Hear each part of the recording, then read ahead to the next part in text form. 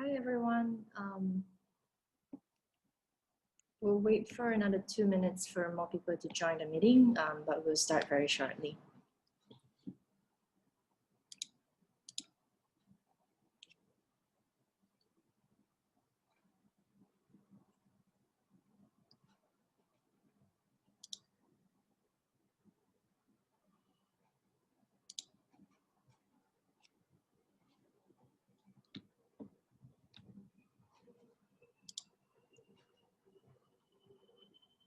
Okay, we have more people in the meeting now. I'm just gonna wait for another 1 minute and then we'll get started. Do excuse the mess in the background. I promise it's usually much more presentable. Ashley, I'm excited for this call. Yay, so glad to hear. I wasn't able to meet you on the Pinterest one. So you're seeing this face for the first time. Yes, exactly. Welcome. Where are you? Sorry? Where are you again living? I'm in Malaysia. So yeah, it's 8 a.m. where I am now, so do excuse the morning voice. Good, you're good. What part of Indonesia are you in? No, Malaysia. Oh, Malaysia. Sorry. No, that's fine. I'm in Kuala Lumpur. I don't know if you've been. I have friends that were nice. there actually. Fun. It's beautiful. Right. We're still very much in lockdown right now, so I can't fly out of Malaysia, and I don't think foreign visitors are allowed in yet. So. Oh no. Well, beautiful backdrop. It's a bit messy today. Okay. I'm gonna go ahead and mute everyone now, and then we're gonna get started. So if you missed today's call, don't worry, because obviously the call will be uploaded to Teachable after this. And as always, if you have questions or any feedback, feel free to leave it in the chat, or if you have any follow-up questions after this, feel free to let me know on Slack or whatever, and then I'll be happy to address them. But for now, I'm gonna get started. And today's call will just be a little chat about what I do as a virtual assistant.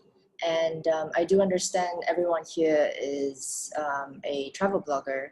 And I was thinking this call today could be beneficial to everyone in two ways. One, you could be looking for a side hustle, and virtual assistant could be an option. And two, you could be looking for a virtual assistant somewhere down the road. And I guess today's call will help you understand what to look for in a virtual assistant. So to start, let's figure out what the heck is a virtual assistant. In essence, a virtual assistant is basically a personal assistant who is based in a remote location. So job scopes vary depending on what your employer requires. But for myself, obviously I work for Kristen, and my job scopes include everything from social media management, email management, administrative tasks, pitching, and brainstorming of ideas. Basically just everything and anything that Kristen doesn't have the time or resources to do. So if you are considering becoming a virtual assistant, I think the first question you want to ask yourself is what you can bring to the table. What is your background? What are some of the skills that you can offer to your potential employer? So for myself, I graduated with a bachelor degree in marketing, and that has been helpful. Before this job, I used to work at Facebook for I think 2.5 years. So I would say social media has always been my forte, and that has been like my biggest thing in my current job. Sorry, it's 8 a.m. where I am now, so the morning voice is very much still there. So specifically when it comes to working as a virtual assistant for travel bloggers, what I noticed from other virtual assistants that I know, a lot of travel bloggers will look for help with mainly their social media. And what this means is they need people to schedule poses, they need people to, oh, hang on, 1 second, we have more people coming in. Okay, yeah, as I was saying, many travel bloggers will need help with social media. So mainly on scheduling, but I do know that there are travel bloggers who would require help with engagement. There are companies and tourism boards that will reach out to them via DMs and stuff on social media, and you might have to help them respond to them. For us at Be My Travel Muse, Kristen has a very strict policy of obviously engaging with her followers herself, but I do go in and check her DMs and stuff and just filter out the ones that are spammy or the ones that are for business. Then I would just go in and say, hi, this is Kristen's assistant, drop us an email instead and we'll take it from there. So things like that. Other things that a lot of travel bloggers look for in a virtual assistant is hard skills like graphic design, video editing, even coding or ghostwriting, which I think this last one could be very relatable to many of you, because all of you here are bloggers. So I assume that everyone here is great writers. And there are actually many travel bloggers who look for ghostwriters. So you're kind of setting up the skeleton of a blog post, or you could even be writing an entire blog post for the travel bloggers. And then, of course, there are things like photography, or even just coordinating events and stuff, or even pitching. So what I just mentioned, all of these things are just assistants that many travel bloggers will look for in a virtual assistant. So if you are considering becoming a virtual assistant, then it makes sense to think about what are some of the skills that you can offer to your potential employer. So it's the same if you are looking for a virtual assistant. I guess the main thing is to have someone share the work. So you want to think like what part of your job right now that could be delegated to someone else, and work from there. Like if you are trying to expand your platforms and become a vlogger, but you obviously don't have the time to edit videos, then maybe the virtual assistant you want to hire has to have video editing skills. So where do you look for virtual assistant jobs, and where can you look for a virtual assistant? There are so many websites, websites, forums, and even Facebook groups that you can look for virtual assistant jobs.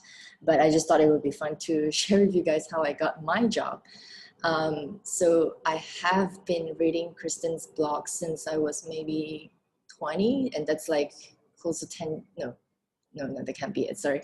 I think it was maybe 6 years ago. Yeah, it has to be 6 years ago, when I was planning my own trip to Thailand. And I think I emailed her a bunch of questions, and she was nice enough to reply me, and then we kind of became friends. And I kind of just, follow her on all her social media. And then a year later, she posted somewhere, I think it was her Facebook, looking for help on social media. And at the time I was already working at Facebook. And I just thought, well, I could do it. So I did it, and I did it for free for a while. And I guess she felt bad after a while, and she offered to pay me, and I was like, okay. And as the business grew, there were more and more things that I realized I could take on, and eventually she offered to hire me as a full-timer. and the rest of them, as they say, is history. We've been working together for, I think, close to 4 years now. And we have only met in person, I think, twice, once in Thailand and once in Japan. So it's been amazing. I love working with her. I've learned so many new skills. The perks of being a virtual assistant is quite amazing. So I'm very happy. Speaking of that, want to quickly jump into the pros and cons of being a virtual assistant. So the biggest pros are obviously flexibility. I could work from anywhere in the world with internet, and I guess it's very similar to what you guys do as travel bloggers. Excuse me. For myself, it's a full-time gig, but I do know a lot of virtual assistants do it as like a side hustles, and you could make pretty good money if you work for like multiple people. And personally, I feel like I have picked up so many new skills throughout the years. Kristen was very generous, has been very generous with me. She sent me to different courses to pick up new skills with things that she needs help with, including Pinterest, including video editing. And it's been really fun. You also get to, I think this is one thing that you wanna keep in mind as a new travel blogger. One key thing that I feel that has been very helpful is that I have been able to be in every step of the way with her as a travel blogger. So eventually, if someday I want to start my own travel blog, I already have the foundation set up. I already know how things work. I already know where to start, and you know, how to grow my blog and my social media presence and things like that. So if you are a new blogger and if you really want to, you know, find out what goes down as a travel blogger, then maybe becoming the virtual assistant could be helpful. With that said, so as I mentioned, there are like different websites and forums and Facebook groups that you can find virtual assistant jobs from. But I think if you do have a favorite travel blogger or someone that you really look up to, Kristen's already taken, but you know, just any other travel bloggers that you really admire, that you think you can learn so much from, keep a lookout, because they could be looking for assistance, or even just, you know, do a cold pitch to them. But and we do receive emails from readers who are, most of them are college students who are maybe major in like journalism and things like that, pitching to us to become maybe like a ghostwriter or intern, that kind of thing. So if there is one travel blogger that you really want to work for, I would say pitch to them, but also just be very clear about what you can offer them. We have had a girl who wrote to us and pretty much like showed us what she would do for us in terms of, I think it was like more on like graphic design, website design, that kind of thing. So something to think about. So the downside of being a virtual assistant, well, I have to say it is quite a lonely job, which I think maybe some of you can also relate as a travel blogger. For 4 years, I've only met my boss twice, and I obviously don't have any colleague. It has been just me and Kristen against the world. So at times it could be a little bit lonely. And also it could be quite distracting because you're working remotely. There's no one to supervise you, which is great, but also not so great, because if you want to slack, you can. Another thing is you might struggle with work-life balance, again, which I think some of you might also have the same sentiments. So for me, because my job scope, the biggest chunk of my job scope is social media, I find myself feeling guilty anytime that I am not doing anything, and yet I'm not checking my phone to check on Be My Travel Muse's social media. It's something that I have struggled since the start, and something that I really want to strike a balance with. But I would say the benefits of being a virtual assistant definitely win over some of the little cons. So no complaints. um, excuse me. So other than the hard skills that I mentioned earlier that will help you score a virtual assistant job, I also think there are certain things that that would be good to have. Number one is you want to be accountable, because again, like I said, you're working remotely. Your boss is not there to supervise you. That's not the point. So you want to be able to obviously complete the tasks and hold yourself accountable. Another thing that I think has been very helpful for myself is you want to work for someone that you,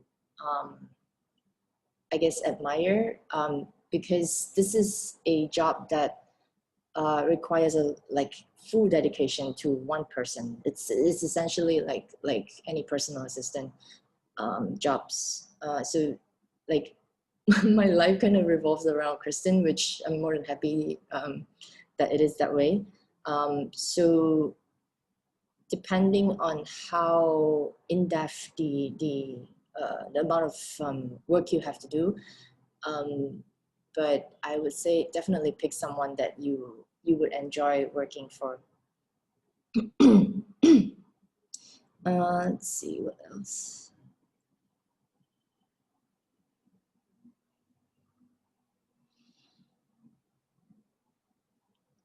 Yeah, so on Slack, I think the main question was just how and where to find virtual assistant jobs.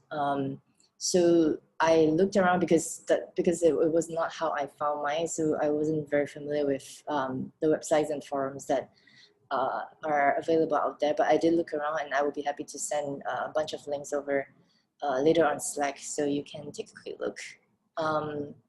But I'm curious if anyone has any questions regarding being a virtual assistant, or even looking for a virtual assistant. Feel free to type in the chat, and then I'll take it from there. And meanwhile, I'm gonna rehydrate.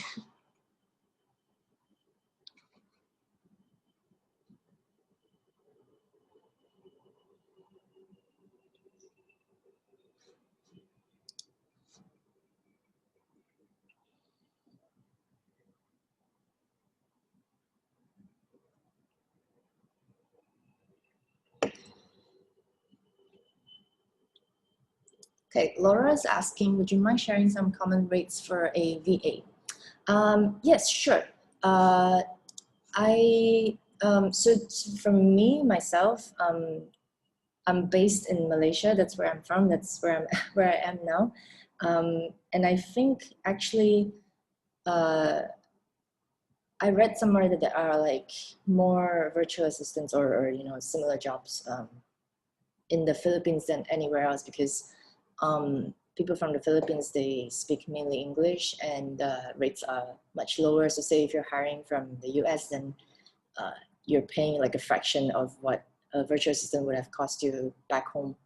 But I read it, hang on. The average rates, what was it?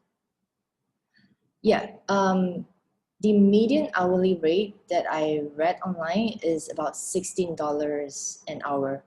But it also depends on, again, like the amount of work you do and the skills you have.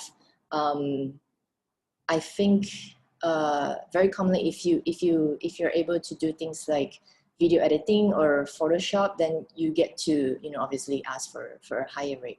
But I think the median rate is $16 per hour. But the average the average hourly rate is $10 to $35 an hour. Have I traveled to many places while working? Yes, I have. And I'm sorry I didn't mention this earlier. Well, I think because we're in a pandemic and I haven't been out in months. But before the pandemic, I used to work, my life worked this way. I used to stay home for 2 months and then I would travel somewhere for a month, all the time while working. So like I said earlier, flexibility is one of the biggest pros of being a virtual assistant. I could work literally anywhere and everywhere in the world as long as there's internet. So yes, I have been able to do that and it's been awesome. And I cannot wait for the pandemic to be over so I can do that again. How do I deal with the constant changes on social platforms like algorithm changing and getting results? Great question. So I think for me personally, from the start, it was a little bit easier because Christine already has had like established presence on all social media. So it was more like maintenance and growth for us. The two platforms that I feel have the most unpredictable algorithm changes are Pinterest and Instagram. So if you missed my session on Pinterest, I welcome you to watch it again. For Instagram, it's just kind of like a black hole sometimes. One day they like you, one day they don't. So, it's really just it's all about consistency. And again, I think that's why a lot of travel bloggers look for help with social media, because you want to be consistent. You want to consistently have presence on social media. That's how you keep your fans interested and help them remember that you're still there. So for us, it's more like a very consistent scheduling of posting and very consistent brainstorming of what to share.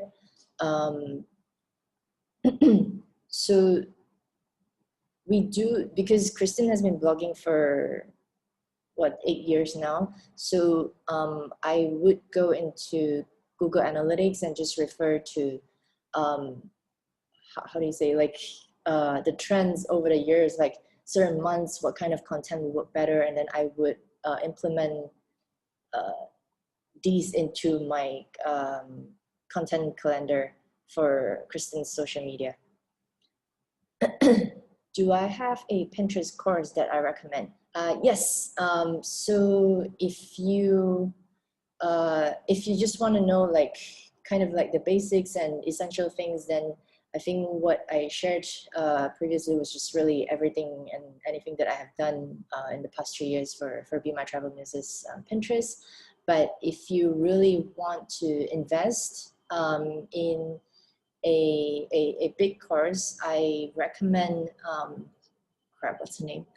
Melissa Griffin's Pinfinite Growth Pinterest course. That is what I personally enrolled and learned what I know about Pinterest.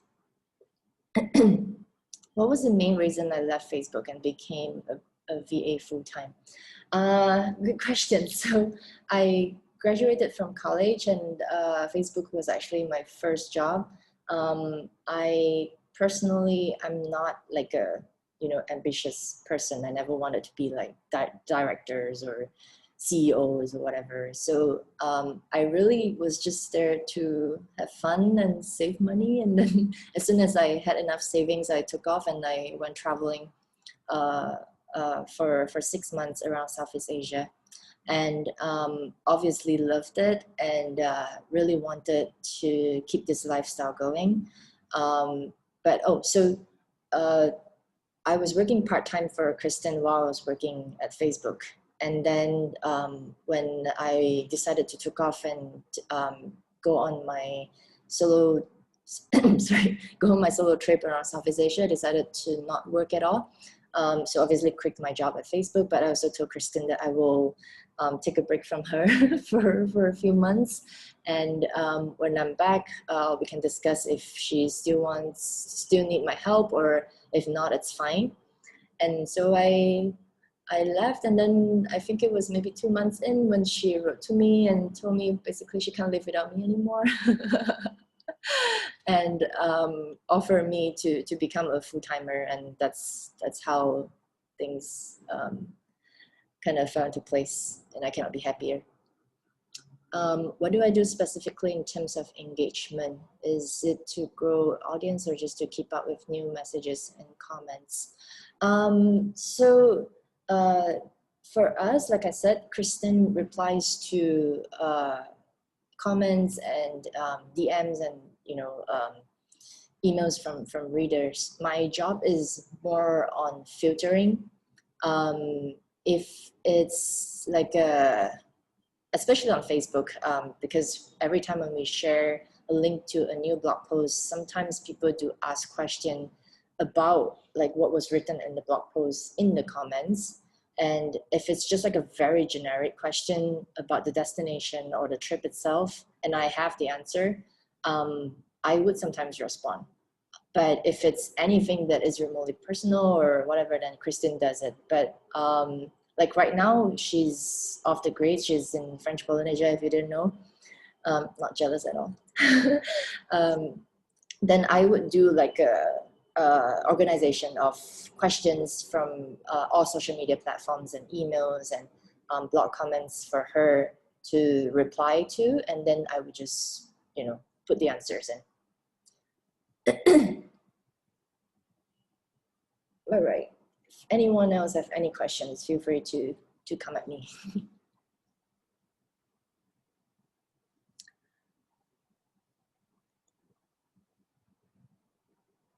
So yeah, I was thinking last night while I was planning this session.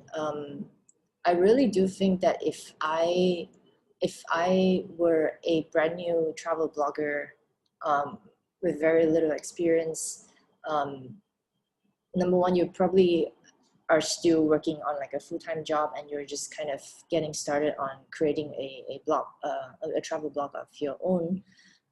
You might not have to invest a lot of your time in your blog yet. Then I think right now would be like the ideal time to maybe try and apply for a virtual assistant job, because I really do think there's probably no better way to learn everything you need to know as a travel blogger from a travel blogger by working closely with them.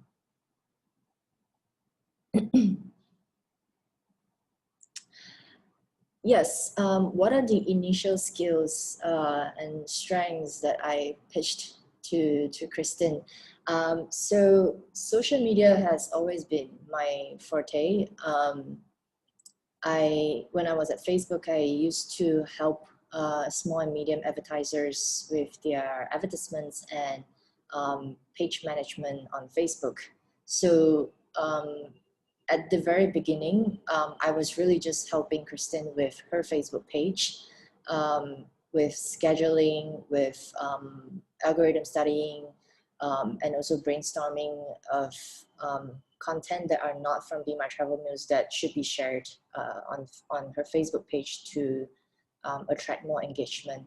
So this was like the first thing that I helped Kristen with.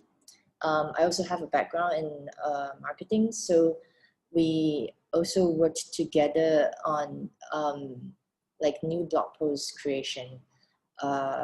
And when she started creating things like courses, retreats, when she published her books, and very recently when we launched Wonder Babe, which is an ethical clothing line, we worked very, very closely together to plan our the brand development and marketing. So some of the new skills that I've learned in the past few years, I think the first big thing was definitely Pinterest. And as I mentioned, Melissa's Pinfinite Growth course was what really helped me get started with Pinterest.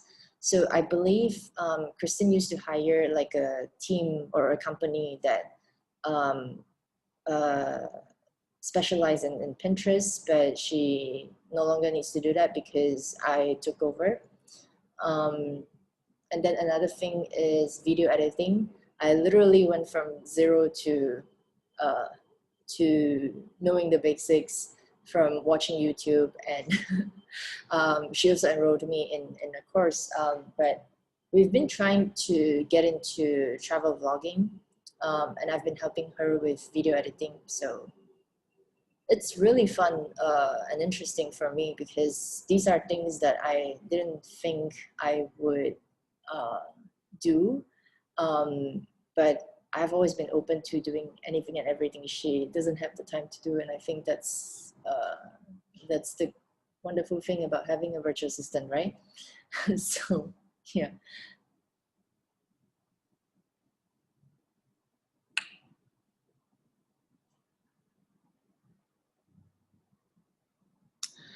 Yeah, so with advertisements on Facebook, while this is not the obviously the official statement, I've never heard anything like this when I was at Facebook. But again, that was years ago. But as an advertiser, what we did notice was this: if you start boosting your posts, you kind of have to keep doing it. So for us, we have not promoted any of our um, we have not placed ads on Be My Travel Muse's Facebook or Instagram or Pinterest. Everything has always been organic. But what we have to run ads on is for Wonder Babe, or for our courses and retreats. But like to promote the blog, we have not done any paid ads on social media. Is this something that you are considering doing?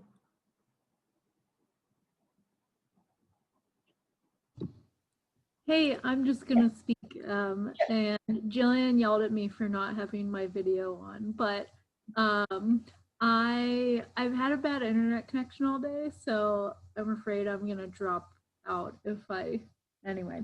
Um, so I don't know if I was considering it or not. I just wondered because I keep hearing, that it might penalize you. So I haven't done it because Right. I'm afraid of that, but yeah. Well, if you were to do it, what's the goal? Are you just trying to drive more traffic to your website? Yeah, probably because I am on the newer side. So before, it was either before or at the beginning of joining or when she started this course. Mm-hmm. Was already wondering, is that a good idea for newbies? But it sounds like it's just not really worth it, maybe. Yeah, well, so from what I observed, because I pretty much read, all of the travel blogs that are out there, and Mhm. one of the ad type that you can do is, okay, I suddenly can't remember the name, but you know how when you go to a certain website and then you come back to Facebook and Instagram and their ads start following you. Um, Mhm. uh, so I have never seen any travel blogs do that. At least not the ones that I read.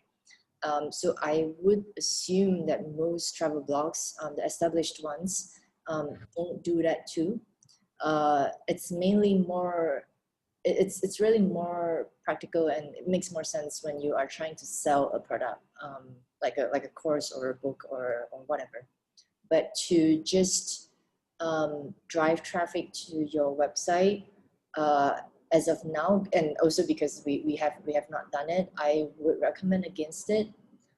What I would spend my effort on is to pitch to um, bigger blogs or even like publishing companies to get more links back to your website. Perfect. Yeah. And and tying this back to my job as a virtual assistant, that's also part of the thing. Part of my job scopes. I pitch to publishers, tourism boards. At one point, like other travel blogs, to try and see if we could get a link placement or get a article written by Kristen to be shared on their site and get a link back. So yeah, I would do that instead of spending money on ads for now. Alrighty. Happy to answer any other questions from anyone.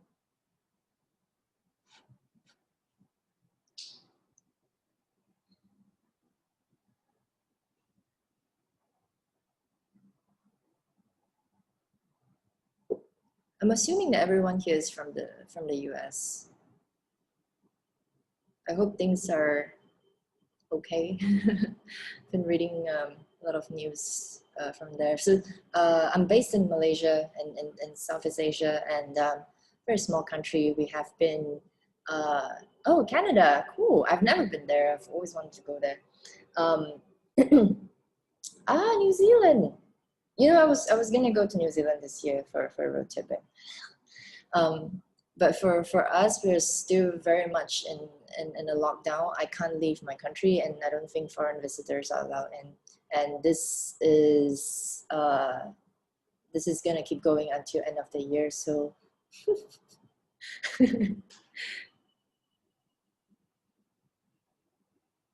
okay. It does not look like anyone has any more question. Today's call is really more casual and shorter than the previous one. Really just wanted to share a side hustle option that everyone can consider, and also just to give more resources to everyone in case if you're looking for a virtual assistant in the future. I would definitely share links and any other resources that I can find about being a virtual assistant on Slack later. And like I said, if you have any follow-up questions or any feedback or anything you want to share, feel free to share it on Slack, and then I'll get back to everyone. Yes, we'll definitely share the links. Before I close up, if there's any last minute question, I'm just gonna stay here for another 30 seconds before I say goodbye.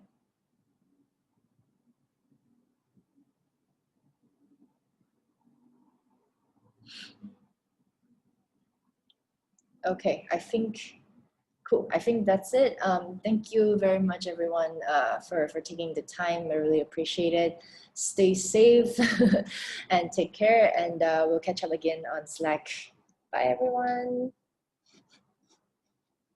Now, how do I close this thing?